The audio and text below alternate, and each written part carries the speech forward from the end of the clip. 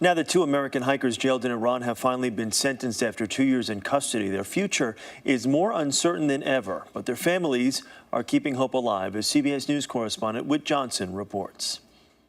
For 752 days, American hikers Shane Bauer and Josh Fattal have been held in Iran. This weekend, they were sentenced to 8 years in prison on charges of illegal entry and espionage. The two 29-year-old men, along with their friend Sarah Setoodeh, were hiking along the Iran-Iraq border in July of 2009 when they were arrested for crossing into Iran. Setoodeh, who is suffering from a medical condition, was released in September after posting $500,000 bail. The most difficult thing I've ever had to do is leave prison without Shane and Josh. The hikers' families issued a statement saying what a difficult time this was, though they were encouraged by earlier comments from Iran's foreign minister, hoping that the trial would lead to Bauer and Fattal's freedom. Their Iranian lawyer condemned the decision. I've already said that I believe they are innocent, and I will use every legal means to annul the verdict. The sentence was also criticized by Secretary of State Hillary Clinton, who said we continue to call and work for their immediate release. It is time for them to return home and be reunited with their families. In an interview with CBS News in July, Josh's mother, Laura Fattal, was optimistic about her son's release. You don't try to anticipate too far out, but you do hold hope very tight to your chest. The men have 20 days to appeal the verdict. Whit Johnson, CBS News, Washington.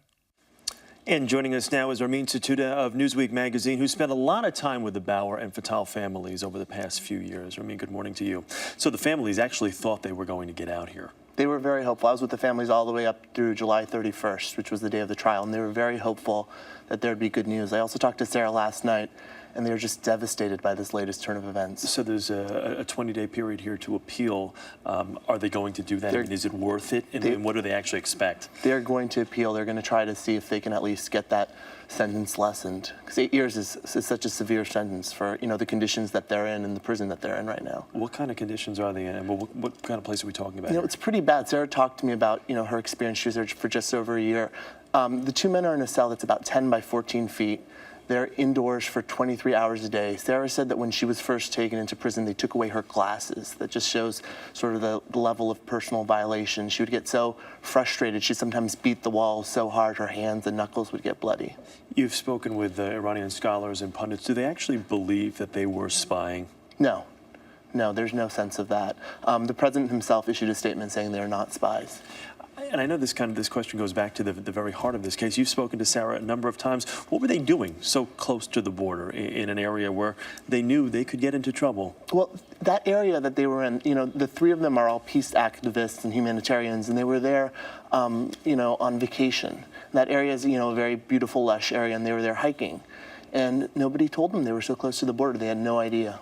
Back to the business at hand here. What can the State Department do? I know that they have been brought into this. Secretary of State Clinton has made overtures to the Iranian government for something to happen here. Can anything be done? I mean, if nothing's been done at this point, what more can be done at this point?